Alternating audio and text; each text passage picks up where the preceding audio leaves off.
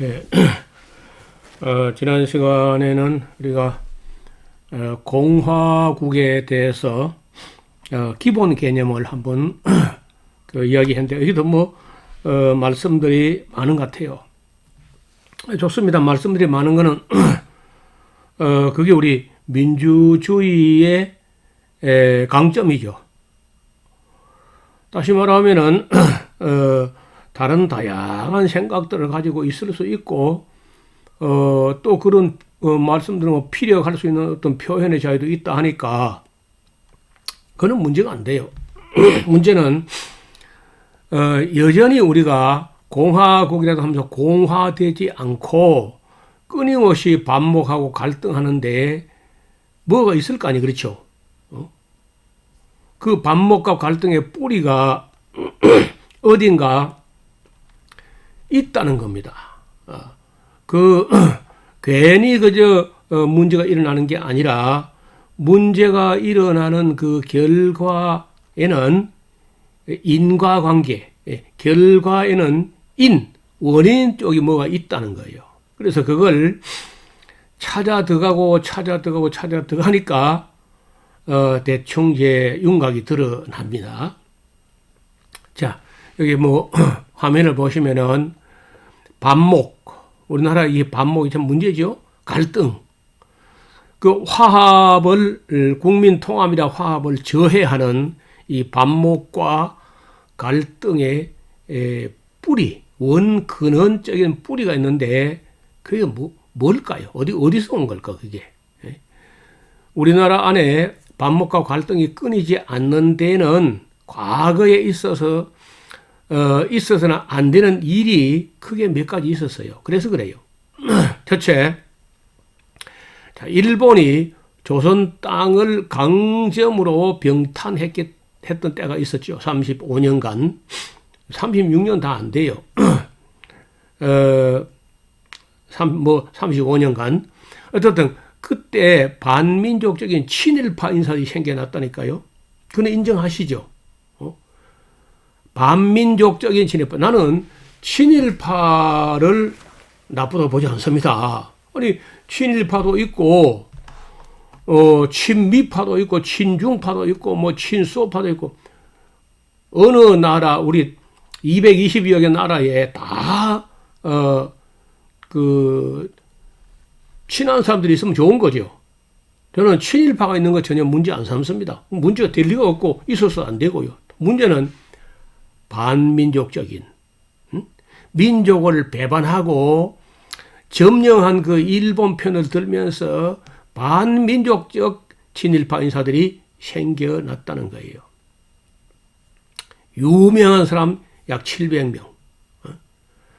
자, 해방 이후 이승만 정권이 이를 청산하지 못했어요. 이건 인정하시죠? 이건 제가 이 영상 다음에 또 영상에 제가 올려드리겠습니다. 더 나아가서 이승만 정권은 오히려 그날 반민족적인 친일파를 중직에 중용했습니다. 아무도 부인하지 못할 사실이죠. 그럼에도 불구하고 그래도 국회는요, 그 반민특위를 구성해가지고 처리하려고 했습니다.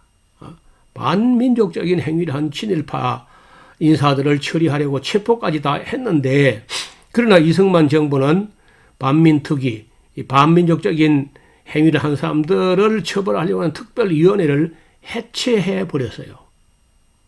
그날 이후 지금까지 갈등은 결코 해소되지 않았습니다. 그래 지금의 갈등도요, 좌파 우파 사이 갈등 그게 아닙니다. 그래 보일 뿐이지. 그렇게 또 그래 만들어가고, 그래 만들어가니까 그래 보일 뿐이지 절대 좌파 우파 갈등이 아니야. 세상에 오른편하고 오른손하고 왼손하고 싸우는 그런 사람이 어디 있어요? 그런 거 없는 거예요. 그 정직하게 말하자면 친일파 후손들의 속임수에 우리가 휘둘리고 놀아나고 있는 거예요. 우리 국민들 대부분이. 그래서 그때 친일파 사람들이 척결은 고사하고 이승만 정부에 중용하면서 이 사람들을 척결하려고 했던 항일파 인사들하고 친일파 인사 사이의 갈등이 지금 70년이 넘었는데 지금까지 이어져오는 겁니다. 세상에 70년이 지났는데 아직까지도 이 문제가 해결이 안 되고 자꾸 빙빙 둘러서 딴소리 하는데 제가 보다 못해가지고 그냥 정직하게 말하자. 사실을 말하자 말이에요. 팩트를. 그래서 그 후로 친일파를 척결하려고 했던 사람을 빨갱이라고 한 것부터 우리나라에서 빨갱이 사냥이란 말이 나오게 됐어요. 여기 뭐 이의가 있나요? 아무도 이의 못 따르죠. 이 사실이니까. 자, 그래서 지금 현재 우리나라는요, 우파 대 좌파라고? 아닙니다. 우파 대 좌파가 아니야. 태보하고 진보, 이게 갈등이 있을 수 있죠. 이거 아니야. 또 뭐, 보수하고 개혁, 보수 개혁 갈등은 전혀 문제가 안 돼요. 어차피 하면 개혁 쪽으로 보수가 조금씩 따라오거든요. 또는, 태보도요, 별 수 없이 진보 쪽으로 따라오게 돼 있어. 좌파 우파는 바뀌다가 말았다 하는 거야. 이랬다 저랬다. 우파가 잘하는가, 아니 우파가 잘못하면 좌파가 뭐 소위 말해서 정권을 잡아볼 수 있고, 좌파가 또 엉터리 하면요 바로 우파로 또 넘어가면 그러니까 뭐 오른팔 왼팔 바꿀 수 전혀 문제가 안 돼요. 그리고 진보 태보 때는요 절대 태보가 진보를 이기지 못합니다. 역사가 진보하는데 태보하면 어떻게 해요? 조금씩 나가야지. 그래도 너무 급진적으로 나가면 안 되지만은 조금씩 나가야 돼. 저는 그래서 여러분 보신 대로 나이가 이리 많고 노인이고 뭐 경상도 사람이고 해도요, 약간 진보패입니다. 태보, 이게 기분이 나빠요. 그리고 보수하고 진보, 이 상대 개념이 아니야. 보수하고는 개혁이 상대 개념이야. 진보하고 상대 개념은 태보고. 맞죠? 국어를 제대로 하자고. 진보, 태보. 혹은 가운데 진보도 아니고 태보도 아니고요. 유보가 있어요. 유보. 항상 유보적이라. 답보적이고 유보적이라. 그런 사람은 뭐 거의 뭐 있으나 마나입니다. 있으나 마나. 답보, 유보, 태보. 이건 있으나 마나야. 그래서 역사가 조금씩은 진보해 왔지 않습니까? 진보 방향으로 가야지. 태보하면은 그야말로 태보하는 거죠. 그리고 이제 보수 개혁, 이거는 맞는 말인데 이 상대 개념이야. 보수하느냐 개혁하느냐. 아니, 보수할 가치가 뭐가 있는데요. 근데 제가 보수에게 묻습니다. 우리가 개하이 보수해야 되겠다. 옛 것을 지켜야 되겠다 하는 거 한번 내놔봐요. 저는요, 지켜야 할 가치가 있는 거는요, 철저히 나는 극보수적이야. 걔는요, 뭐 동성애라든지 이거 용납이 안 돼요. 무슨 소리 그게? 아니, 걔한테 물어봐. 그걸 걔한테. 걔가 동성애라면 되겠는지 물어봐. 저는 그냥 용납하지 않습니다. 저는 진보적이고 약간 개혁적이지만은 동성애 같은 건 용납 안 돼. 그거는 뭐 장애인들이고 하나의 병이니까 그건 어쩔 수 없이 용납할 수밖에 없는 것이지. 그걸 뭐 인정하든지 그럴 수 없습니다. 저는 그래도 어떤 개혁적이고, 또 어떤 사람은요 영란혼합니다. 동서 싸웁니다. 그래 보일 뿐이지 그건 아니야. 그래서 좌파 대 우파도 아니고 태보 대 진보도 아니고 보수 대 개혁도 아니고 영남 대 호남도 아닙니다. 이게 전부 이래 보일 뿐이지 이게 사실 아니라는 거예요. 그럼 뭘까요? 네, 반공하고 영공이다. 아니, 나는 지금도 반공하는 사람들을 보고 내가 참 안타까운 게, 저도 공산주의 찬성하자는 거 아닙니다. 뭐 하려고, 공산주의 해가 뭐 하려고. 문제는 반공하자는데 공산주의가 있어야 반대를 하지 그래. 북한도 공산주의 아니야. 자기들 9번에 걸쳐서 자기들 그 헌법을 개정하면서요, 공산이라는 글자를 한 글자도 안 넣어 다 뺐어요. 그래서 그 공산주의 아닙니다. 공산주의는요, 북한 사람들 수준 가지고 어림도 없어.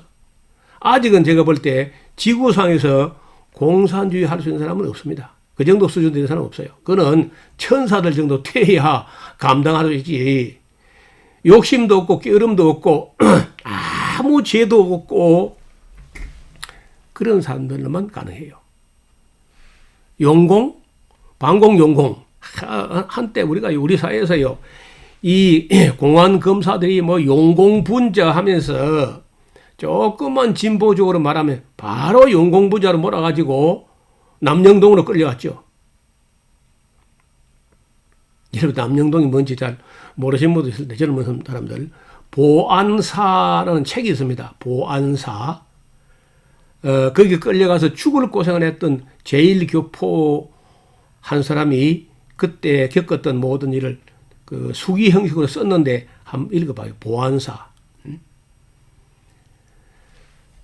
자, 반공용공 문제가 안 되는 게 왜냐? 공산주의가 없기 때문에 반공이라는 똥볼을 차봐야 아무도 의미가 없어요.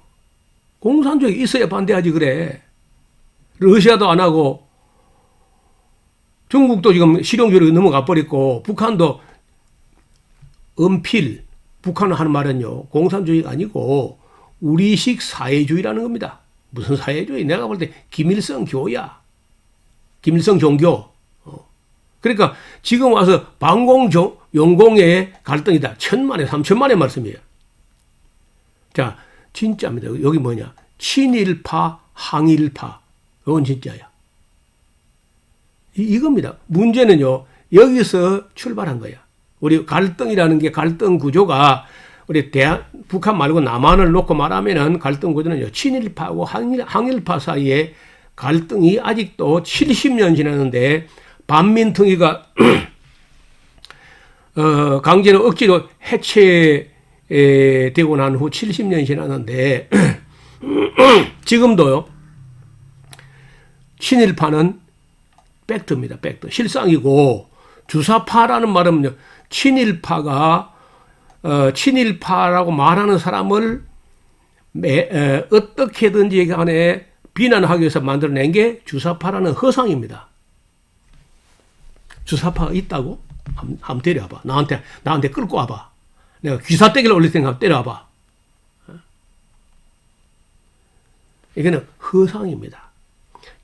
이 친일파 사람들이 자기들을 비난하거나 비판하거나 정죄하려고 하는 사람들을 향해서 약간 진보적이고 개혁적이고 또 역사적이고 이런 사람들이 이 친일파 문제를 계속 걸고 넘어지려고 하니까 거기에 반발하기 위해서 만든 게 빨갱이라는 말하고 주사파란 말을 허상을 만들어내죠. 허수아비 때리게 하는 겁니다. 맞아요. 사람이 있어야 말이지. 아니, 주사파가 있어 막 가서 때려봐. 없어, 내가 볼 때. 맞아요. 사람이 없다고. 대한민국의 소위 지성인들 중에 주사파라는 말이 안 되는 말입니다. 그 친일파가 만들어낸 억지의 허상의 말이야. 그걸 모르니까 여러분이 뭐 우리 국민들이 그냥 쏘는 거예요. 일베충들하고 또 조선일보하고 이 사람들이 하는 말 아니에요. 자, 우리나라에 사라지지 않는 갈등의 실체는요, 좌파 대 우파 문제 아닙니다. 진보 대 퇴보 문제도 아니고 또 개혁과 보수의 문제라고 생각하는 분들이 있고 그렇게 보일 뿐이지, 역시 정직하게 말하면 아닙니다. 정직하게 말을 해보자면 그보다는 훨씬 더 오래고 더 깊은 갈등의 연원을 캐올라가서 친일파와 항일파에서 비롯된 것을 만나게 됩니다. 여기까지 연구가 되었으면은 역사를 제대로 본 거고, 그게 안 보이면 아주 역사 공부 더 해야 돼요. 저는 역사를 하도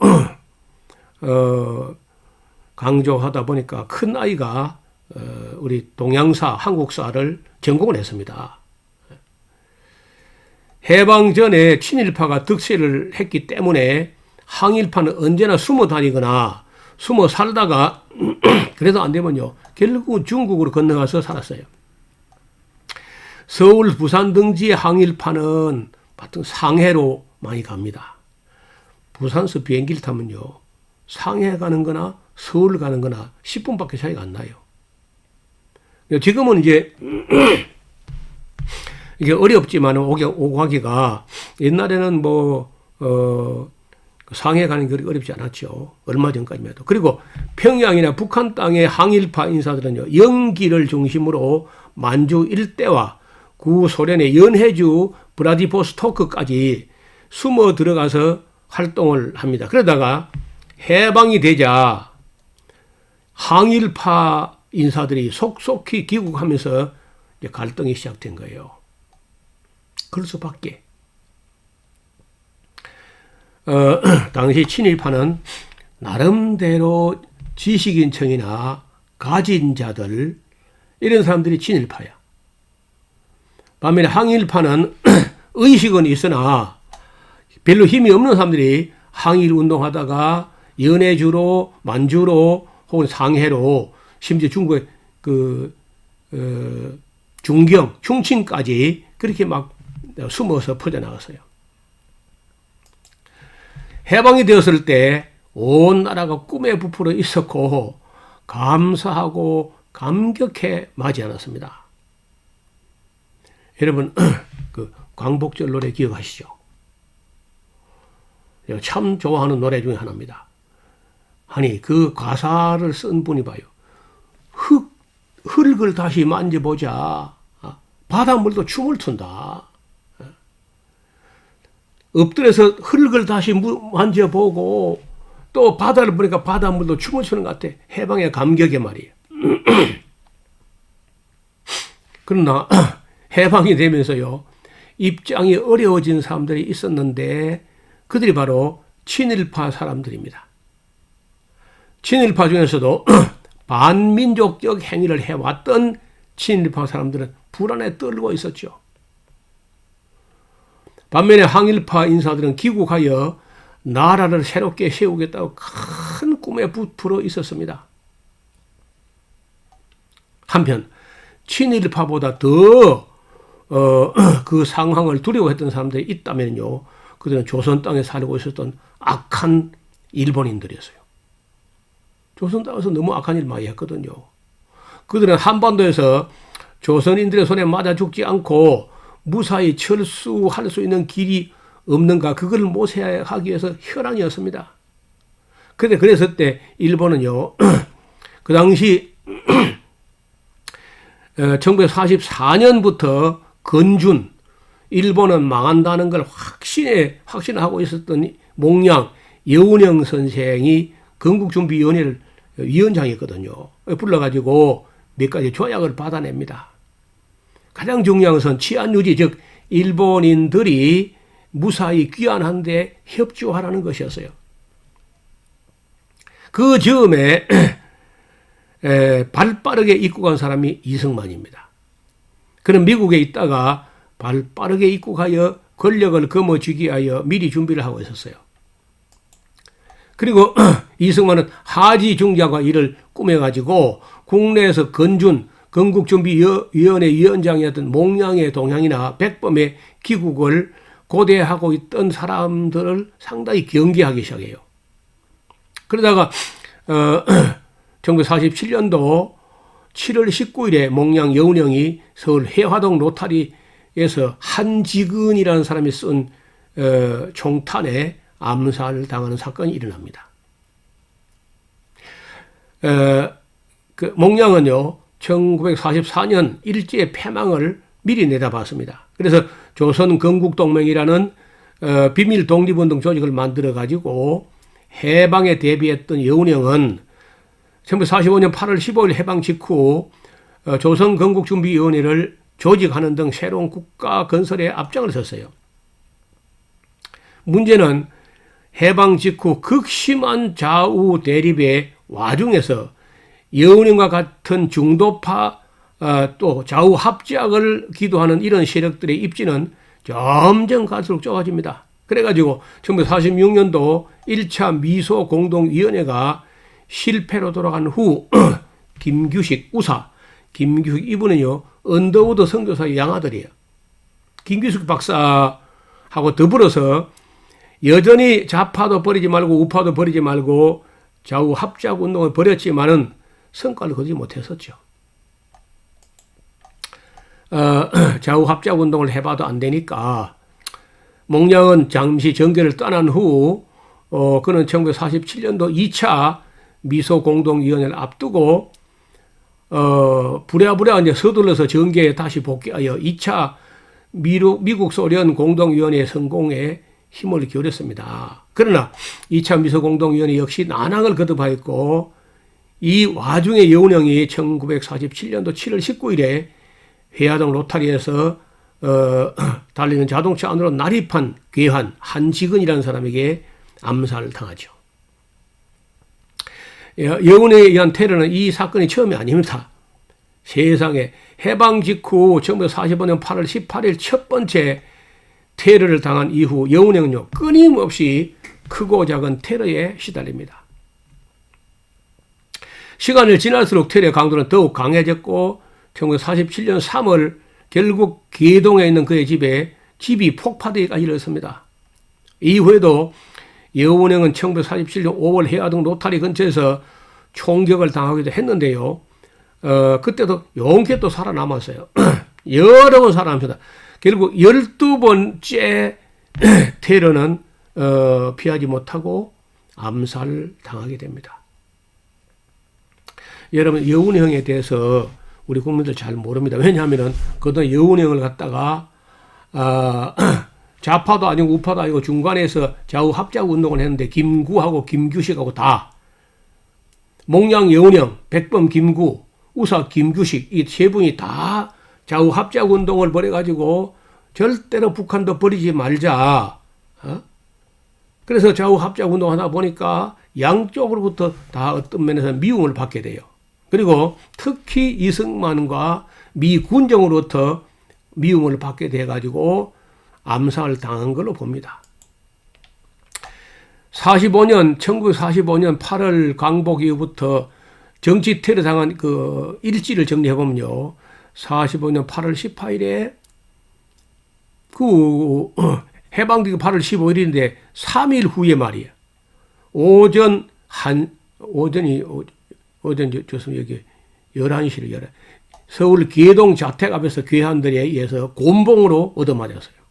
40년 9월 7일에 저녁 무렵에 서울 원서동에서 계동으로 넘어오다가 괴한들에게 밧줄로 포박을 당하기도 하고 45년 12월 초순에 백천 온천여관에서 괴한에게 피습을 당합니다. 그리고 피습 당하기 이전에 여관을 옮겨서 무사하긴 했어요. 46년도 1월에 서울 창신동 친구집에서 귀한 5명이 습격을 합니다. 근데 다른 곳에 있었기 때문에 위기를 모면해요. 46년 4월 18일에 오후 9시에 서울 관수교라는 다리에서 괴한들에게 포위당했는데 행인들이 와서 구출해 줍니다. 46년 5월 하순에 서울 종로구에서 괴한들에게 포위를 당하고 격투 끝에 또 와서 행인들이 구출해 줘요. 46년 7월 17일에 서울 신사동 산에서 협박을 당하고 벼랑에서 떨어집니다. 46년 10월 7일 저녁 무렵에 자택 문전에서 납치당해가지고 나무에서 결박당했는데 풀고 도피를 했어요. 47년도 3월 17일 밤 서울 계동 자택 침실이 폭파됩니다. 근데 외출을 당했기 때문에 무사했어요.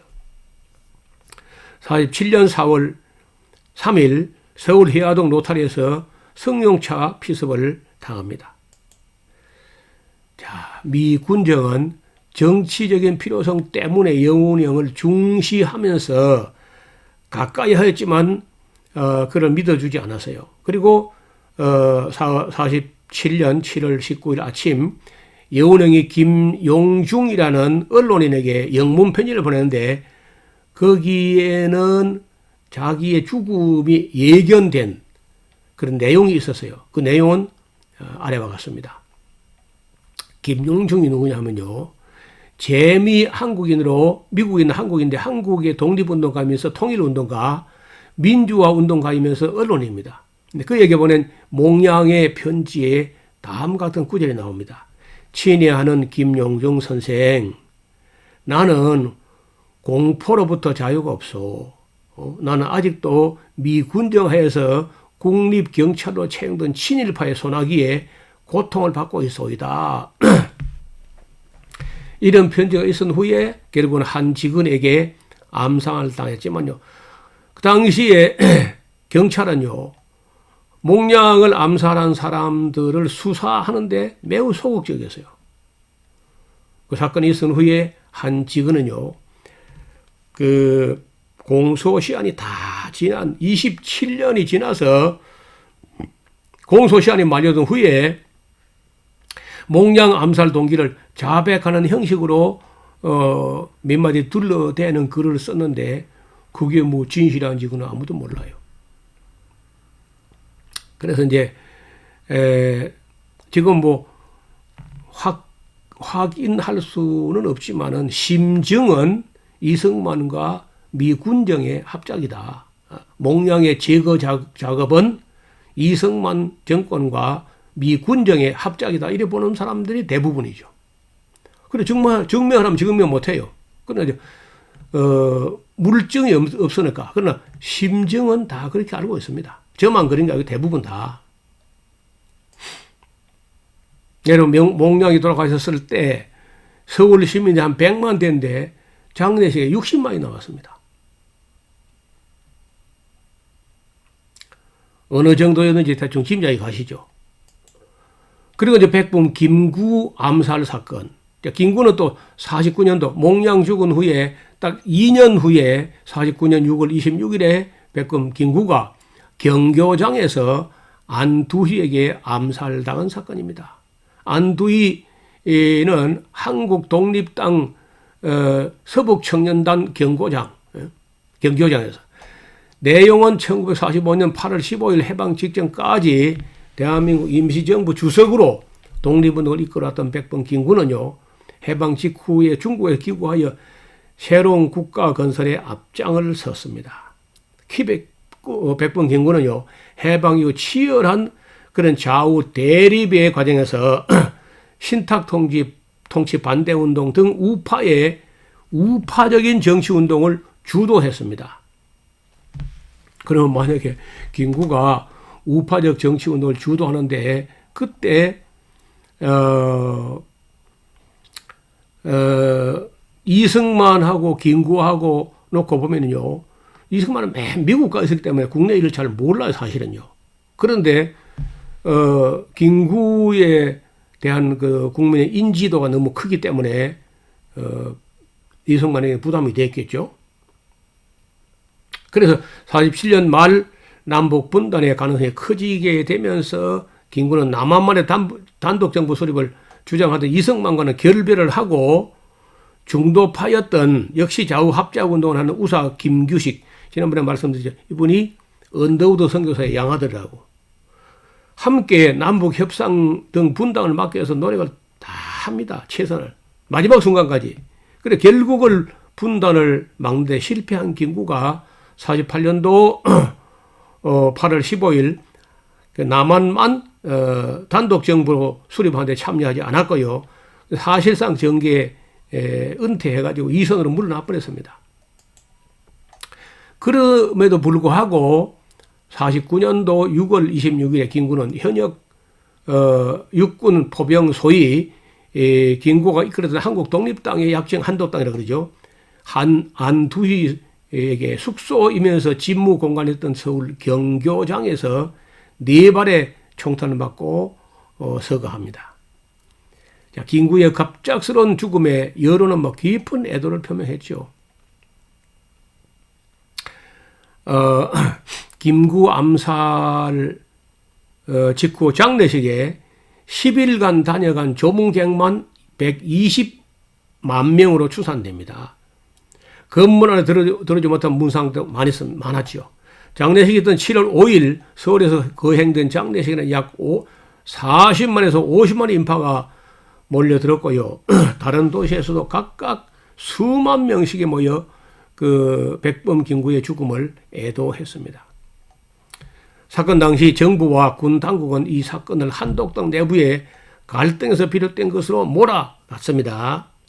사건 직후 국방부는 안두희가 김구와 한국 독립의 노선을 둘러싸고 언쟁을 벌이다가 김구를 살해한 것이라고 그렇게 둘러대는 발표를 했습니다. 그 당시 언론이라야 대통령이 이래 해라 하면 이래 하고 부통령이 저래 해라 하면 저래 하고 그런 언론이죠. 이런 김구가 돌아가셨을 때 김구 장례식에 모인 사람들 보세요. 그러니까 그 악한 친일파하고 이승만 정권 미 군정 이 삼부 합작, 세 세력의 합작이 결국은 몽양 여운형과 그리고 백범 김구를 제거하는데 그래서 성공이라는 말을 붙이기는 좀 민망합니다. 어쨌든 제거를 합니다. 그러니까 지금도 그 역사, 한국 현대사를 아는 사람들은 미 군정의 악정과 이승만의 악정을 용납이 안 되는 거예요. 친일파들하고 이 친일파 이승만 미군정 이 삼부 합작으로 일어난 이 한국 근현대사의 이 악은요, 규명해서 사과할 리도 없고, 만약에 이게 규명을 안 하거나 사과를 안 하면요, 우리 국민들의 갈등은요, 영원히 이어가서 영원히. 오늘은 시간이 많이 갔습니다. 다음 시간에 좀 더 반민 특위에 대해서 조금 더 말씀을 드리도록 하겠습니다. 감사합니다.